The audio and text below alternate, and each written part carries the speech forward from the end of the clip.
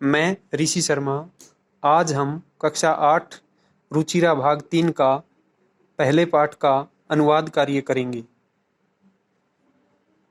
पहला पाठ सुभाषितानी। सुभाषितानी शब्द दो शब्दों के मेल से बना है, सु प्लस भाषित। सु का अर्थ है अच्छा या मधुर और भाषित का अर्थ है वचन।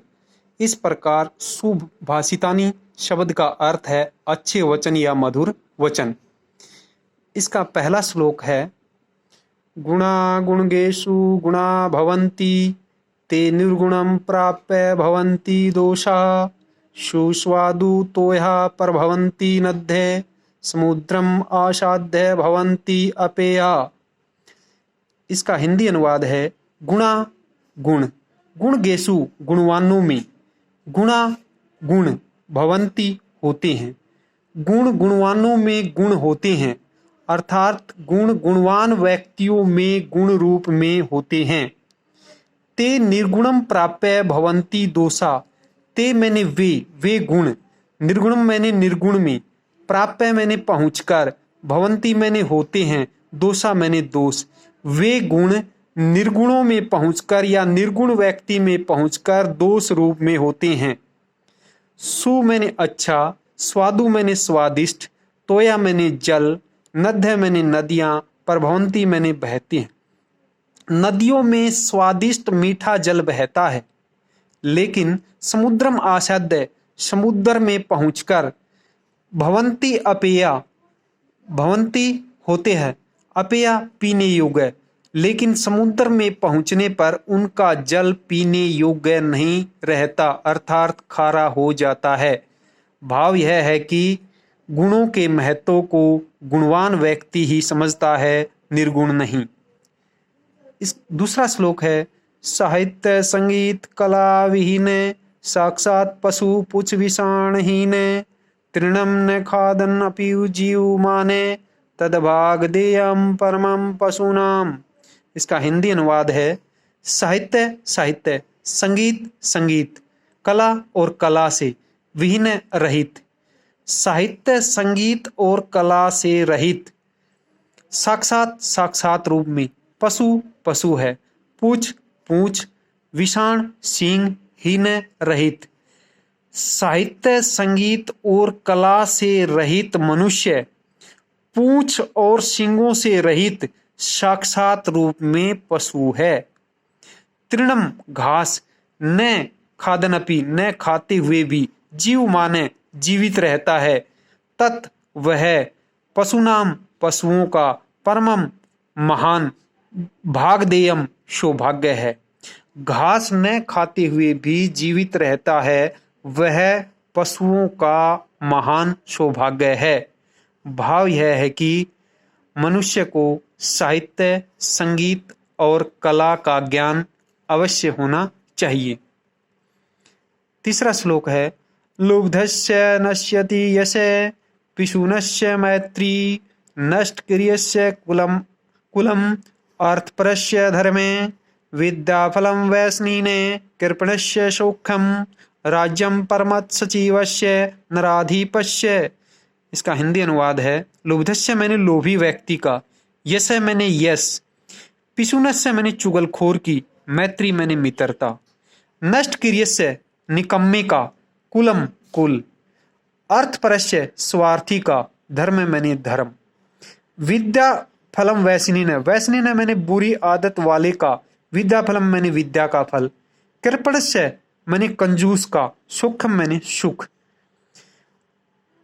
राज्य परमत सचिवस्य घमंडी मंत्री वाले, नराधिपस्य राजा का, राज्यम राज्य, नश्यति नष्ट हो जाता है। लोभी व्यक्ति का यश, चुगलखोर की मित्रता, निकम्मे का कुल, स्वार्थी का धर्म, बुरी आदत वाले का विद्या का फल, कंजूस का सुख और घमंडी मंत्री वाले राजा का राज्य नष्ट हो जाता है। भाव यह है कि हमें इन बुराइयों से दूर रहना चाहिए। चौथा श्लोक है, पीत्वा रसम तु कुटुंबकम मधुरम सम्मानम माधुर्यम एव जन्नेत मधुमक्षिका असौ संते तथैव संजन्दुर्जनानां श्रुत्वा वचः मधुर सुक्तरसम सृजन्ति। हिंदी अनुवाद है, असौ मैंने जैसे वह, मधुमक्खी का मैंने मधुमक्खी, कुटुकम तु रसम पीतवा, कुटुकम मैंने कड़वे, रसम मैंने रस को, पीतवा मैंने पीकर, मधुरम सम्मानम मधु के समान, माधुर्यम एवं मीठे शहद का जन्नत निर्माण करती है। जैसे वह मधुमक्खी कड़वे रस को पीकर मधु के समान मीठे शहद का निर्माण करती है, तथैव मैंने वैसे ही संत मैंने सज्जन, सम सज्जन दुर्जना नाम, सज्जनों के समान दुर्जनों के कड़वे, वचः मैंने वचनों को, श्रुत्वा मैंने सुनकर, मधुर सुक्त रसम मधुर सुक्त रसों का अर्थात मीठी वाणी का, सृजंती निर्माण करते हैं।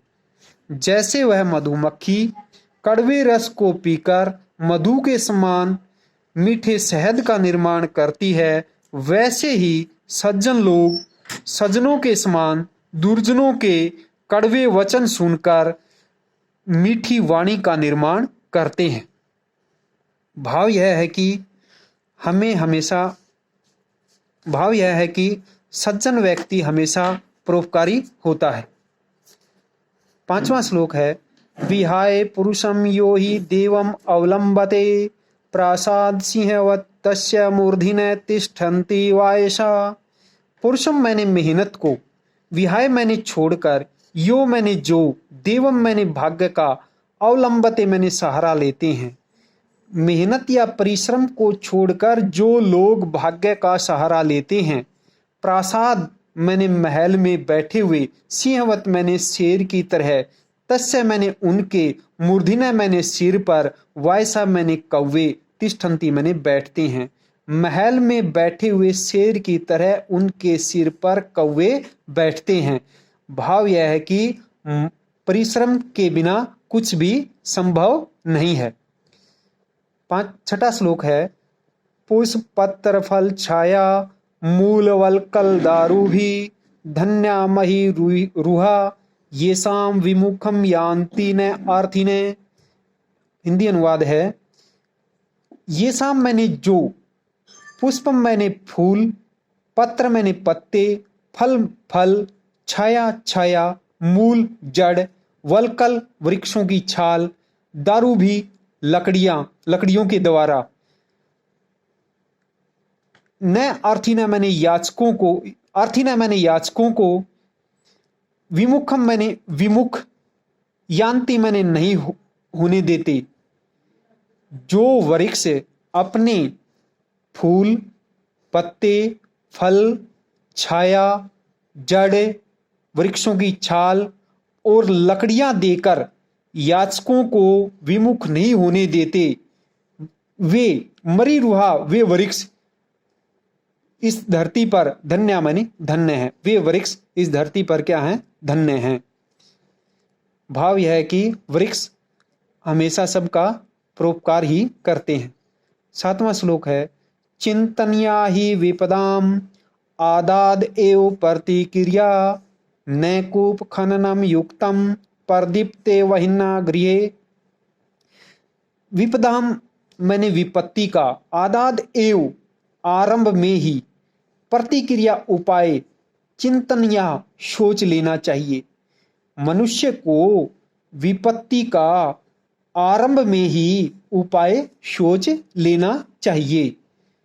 न कूप खननम युक्तम प्रदीप्ते वहिन्ना गृहे, वहिन्ना मैंने अग्नि से, प्रदीप्ते मैंने जलते हुए, गृह मैंने घर में, कूप खननम मैंने कुआं खोदना, न युक्तम मैंने उचित नहीं होता। अग्नि से जलते हुए घर में कुआं खोदना उचित नहीं होता।